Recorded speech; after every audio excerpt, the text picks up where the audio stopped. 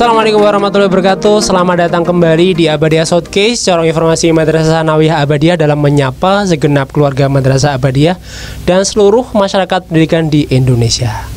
Nah, siang hari ini edisi hari Rabu tanggal 15 September tahun 2021, Abadiyah Showcase sudah kedatangan dua tamu istimewa di siang hari ini. Yang pertama kita sambut ada Bu Amalia Suzen. Selamat siang, Bu. Selamat siang, Pak. Alhamdulillah.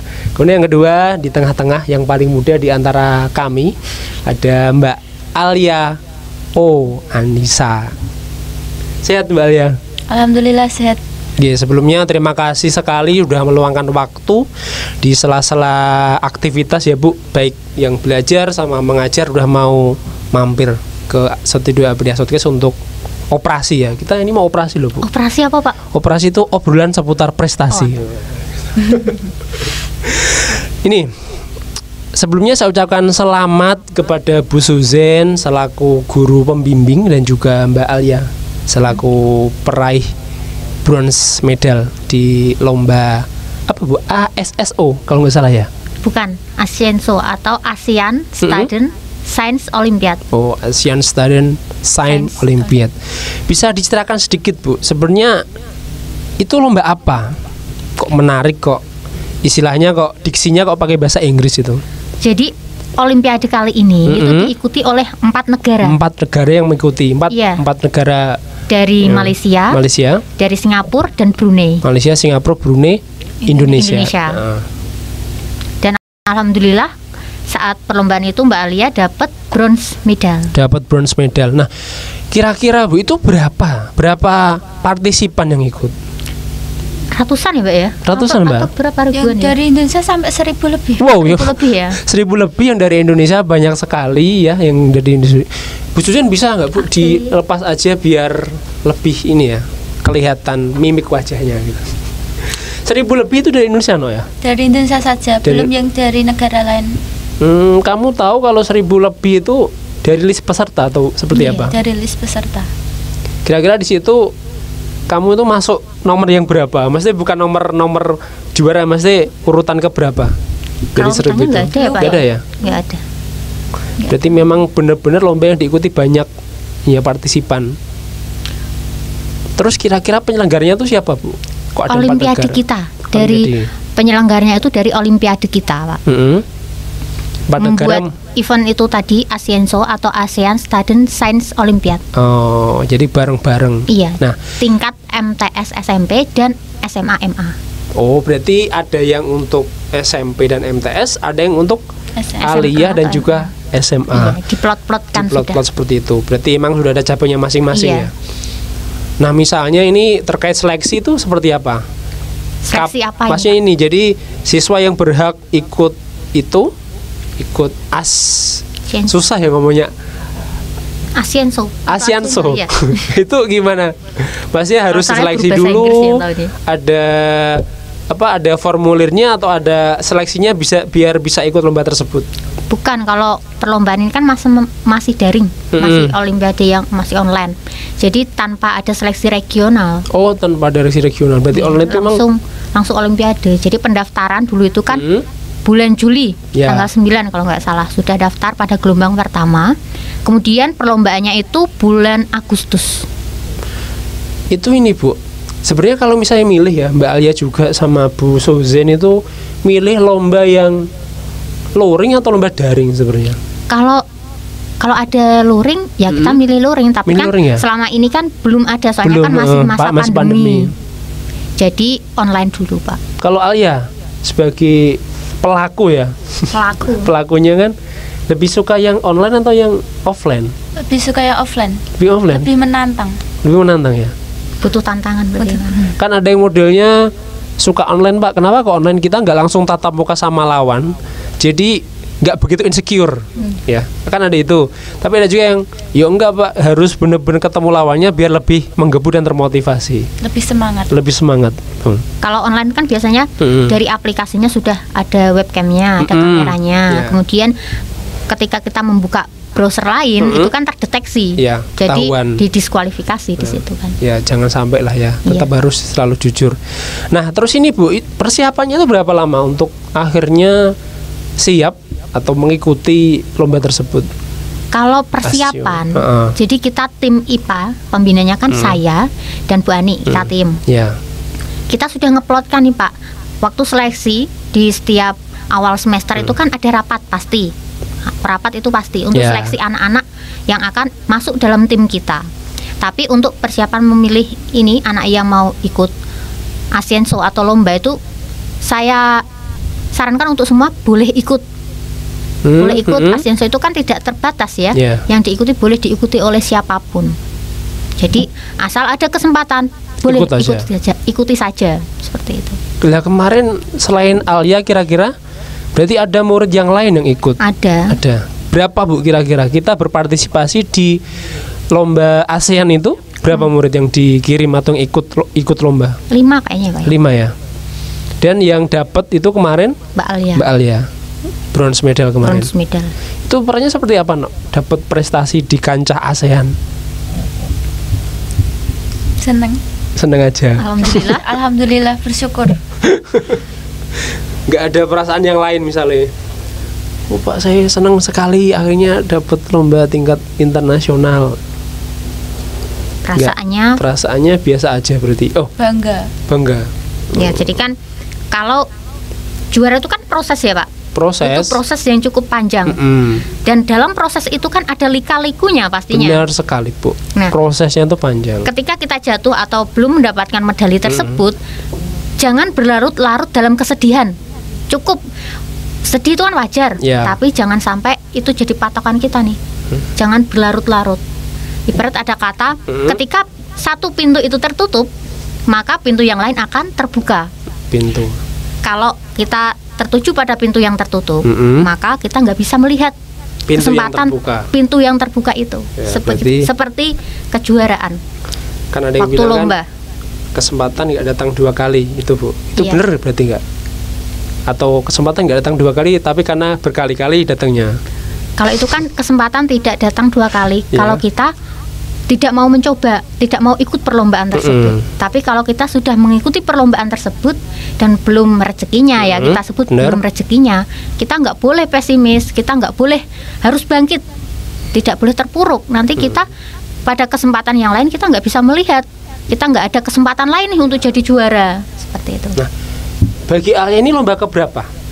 Kesekian kalinya. Sekian itu banyak ya. Jadi nggak bisa disebut. Jadi misalnya nomornya berapa sekian itu sekian. Nggak bisa disebutkan. Jadi memang kadang-kadang gini ya Bu. Kadang-kadang itu kita nyesel bukan karena sudah melakukan, tapi karena nggak pernah melakukan. Bener ya. Jadi kadang-kadang kalau ada lomba itu nggak usah mikir nanti menang atau enggak, penting ikut terus persiapannya maksimal. Masalah juara nanti itu adalah kalau nggak rezeki ya bonus. Bener ya. Alia seperti itu ada punya pertimbangan lain kalau ikut lomba? Yang penting kan usaha. Kalau masalah hasil kan kita serahkan kepada Allah. Berarti motivasi pertama ikut lomba itu apa? Apakah disuruh Bu Suzen atau mungkin diminta sama orang tua? Itu kan pasti ada motivasi paling kuat ketika kamu ikut lomba itu sebenarnya apa? Pengen aja. Pengen mencoba ya. Nah itu berarti memang pengen mencobanya itu yang harus ditanamkan. Ingin menguji diri ya. Ingin menguji diri juga, benar. Pernah gagal berarti ya, Alia? Sering. Oh, kalau udah sering itu berarti udah berkali-kali berarti Bu. Kalau berkali-kali kan tadi itu Pak, tidak boleh larut dalam kesedihan. Harus segera bangkit. Pemenang kan dia yang berani bisa bangkit ketika dia jatuh. Nah ini kan lomba biologi, bener ya. Kemudian yang bikin kan ASEAN internasional. Nah terkait bobot soal atau mungkin bahasa yang digunakan dalam soal itu bahasa Indonesia atau bahasa Inggris Bu? Campuran Pak. Ada bahasa Inggris, ada bahasa Indonesianya juga. Mungkin Mbak Alia yang saat itu mengerjakan soalnya. Ya gimana kemarin Nok? Kemarin itu karena ngejar waktu kan, jadi kayak lupa kalau ada bahasa Indonesianya. Jadi ngerjakan yang bahasa Inggris. Oh gitu. Sampai lupa. Soalnya kan itu nilainya kan beda-beda, tergantung sulit atau mudahnya soal. Iya. Oh, bobot nilai ya, bobot nilai benar. Biasa mungkin kalau yang soalnya bahasa Inggris lebih tinggi nilainya. Kemarin berapa soal itu, Nok? 30 atau 35 gitu. 50 menit. Itu multiple choice semua atau ada yang uraian? Uraian. Kalau aku sih banyak ngisi yang uraian, banyak ketemu soal yang uraian. Oh, seperti itu. Yang pilihan ganda cuma 3 atau 4 gitu. Lumayan berarti ya. Dan itu pun jawabannya pakai bahasa asing.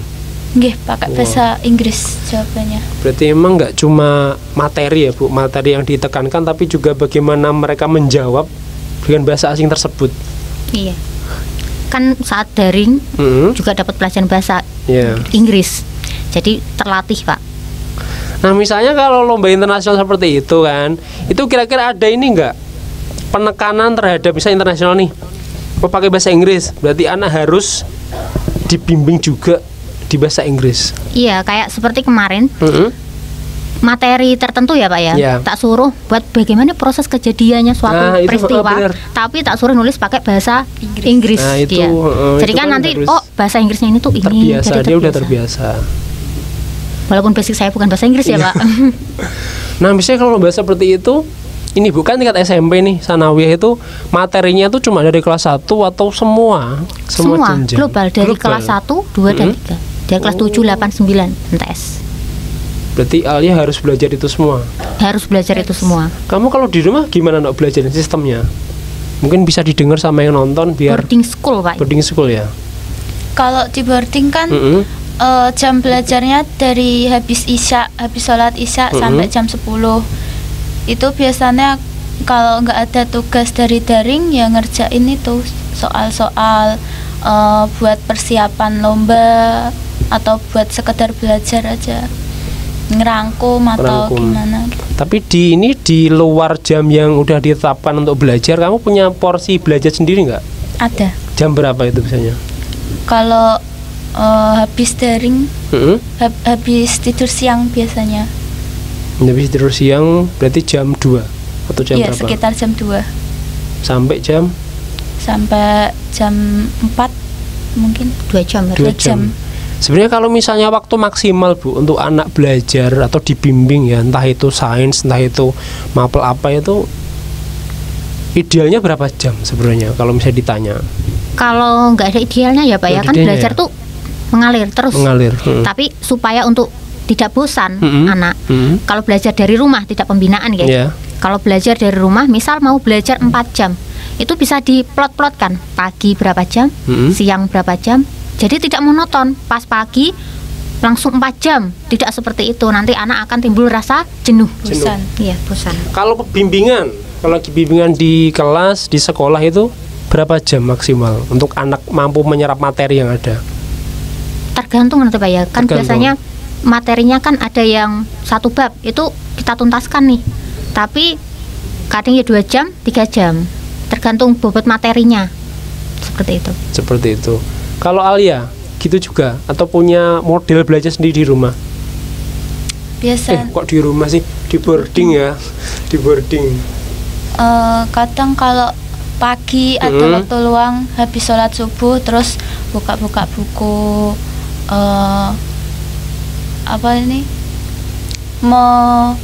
mengulas biasanya sampai jam 7, terus jam 7 mulai daring. Sebenarnya tuh efektifnya tuh membaca materi, mengulas, atau lebih sering latihan soal, Bu, untuk misalnya mengikuti perlombaan baik nasional maupun internasional? Latihan soal, Pak. Latihan soal ya. Kalau materi kan pasti sudah didapat ya, sudah tahu. Tapi kan bentuk soal itu yang keluar pasti berbeda-beda. Jadi perbanyak latihan soal, itu kunci utamanya. Perbanyak soal, latihan soal dikerjakan. Nah, itu sering nggak sih dikasih soal, misalnya dari guru pembimbingnya punya database soal, mungkin terus ini dilatih selain yang ada di buku, ini buat latihan, ada nggak seperti itu? Ada, Pak. Kan kita tim. Jadi tim pembina Olim kan tadi saya dan Bu Ani sudah mengeplotkan, ada silabusnya, ada cara mengajarnya seperti apa, terus supaya anak itu juga tidak bosan kan, Pak, karena materi itu kan saking banyaknya harus terserap. Bener. Tapi cara mempelajarinya juga anak itu tidak bosan, harus fun, harus seneng. Kalau anak nggak seneng, nggak masuk itu, nanti pembelajarannya nggak masuk seperti itu. Sekali bimbingan berapa orang, Bu? Selain Mbak Alia misalnya untuk ikut lomba?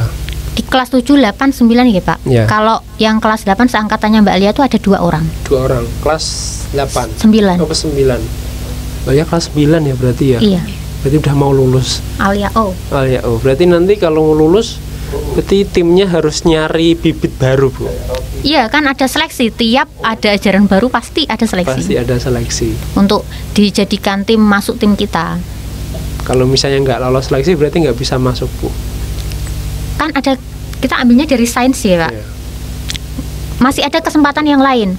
Alhamdulillahnya madrasah kita kan diamanati sebagai madrasah riset. Jadi tidak hanya dari olimpiade juga, olimpiade sains, tapi kan IPA ya kita, ada dari matematika, ada dari IPS. Jadi jangan berkecil hati, kesempatan itu banyak. Dan jangan mencoba itu terus, jangan takut mencoba. Jangan takut mencoba. Harus mencoba tuh Pak.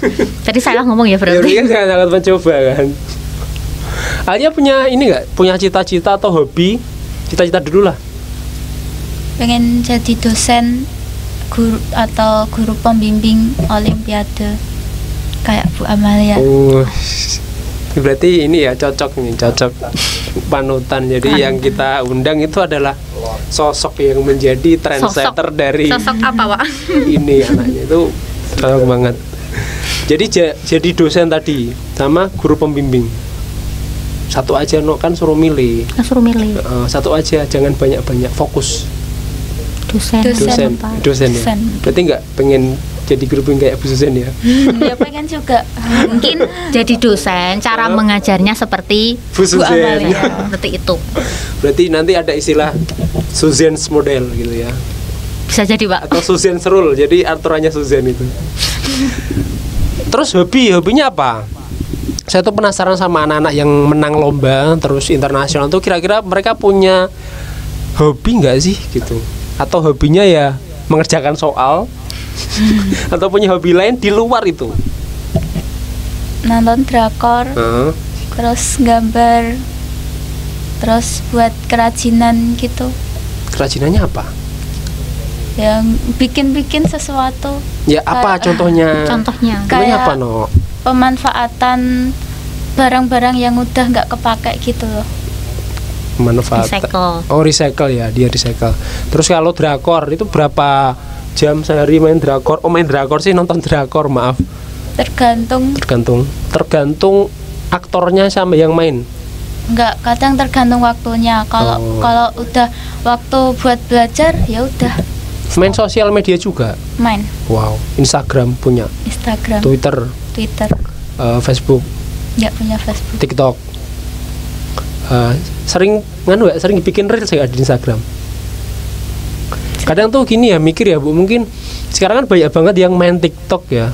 Itu mungkin bisa dijadikan sebuah ide gimana kalau TikTok itu kita bikin. Ya benar, itu mungkin seru Bu. Iya. Sekarang kan banyak sekali kan yang main TikTok, biasanya review apa cuma 30 menit kalau nggak salah, atau 1 menit lah yang maksimal. Tapi kita bikin TikTok dia tentang materi pembelajaran, mungkin seru ya. Lebih menarik ya Pak ya. Lebih menarik mungkin Bu. Dan mungkin daya serapnya anak itu lebih dapat. Ya lebih dapat. Jadi mudah mengingat. Ya. Atau mungkin nanti yang juara-juara itu suruh bikin TikTok simple gitu. Kira-kira nanti ini saya sebagai juara ini tipsnya apa? Nah, tipsnya apa jadi juara itu? Semangat. Udah. Istiqomah berdoa. Semangat, istiqomah, berdoa. Latihan harus soal. Tekun. Ya, benar, harus tekun itu harus tekun. Dan selalu berani untuk mencoba dan nggak takut untuk gagal. Ketika juara, tanggapan orang tua, Bapak Ibu seperti apa? Alhamdulillah seneng, terus bangga, terus ya semangat lagi, ditingkatkan lagi gitu. Dikasih apa sama Bapak Ibu? Biasanya kan kalau seumur ini kan pasti masih suka ya ketika lomba itu dikasih hadiah, itu gift itu, reward itu masih semangat. Salah satu pemicunya seperti itu. Dikasih sesuatu enggak? dikasih uang saku lebih aja sih kok. Udah seneng. Kalau Bu Susian Bu, ngasih apa ke Alia Bu? Ngasih apa Bu? Semangat ya Mbak. Ngasih ilmu. Ngasih ilmu Pak. Ngasih ilmu itu lebih dari cukup. Dan alhamdulillah juga di pihak madrasah kita kan sangat memfasilitasi, sangat mendukung bagi siswa-siswanya yang berprestasi. Jadi selalu didukung oleh madrasah kita. Oh, nah sekarang udah mau penghujung nih Bu. Mungkin Bu Susian bisa kasih tips atau saran motivasi kepada segenap guru yang nonton, gimana bisa tetap berprestasi di kala pandemi. Nah untuk Bapak Ibu guru ya mungkin punya cara masing-masing karena setiap guru itu kan berbeda-beda. Cara-cara mengajarnya juga berbeda-beda. Harus tetap semangat ya Pak. Dan mungkin walaupun ini masa pandemi, kemampuan untuk ini IT-nya dalam menyusun suatu model pembelajaran itu harus lebih menarik. Lebih menarik, benar. Karena itu nanti akan bagaimana cara kita pembelajaran itu nyampai ke anak.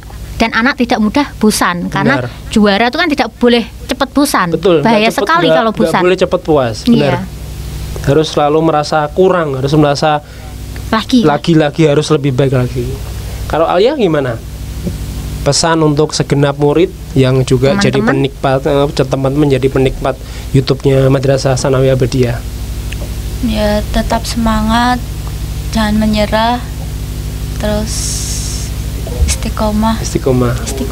Ya tadi ya, semangat, jangan menyerah, istiqomah.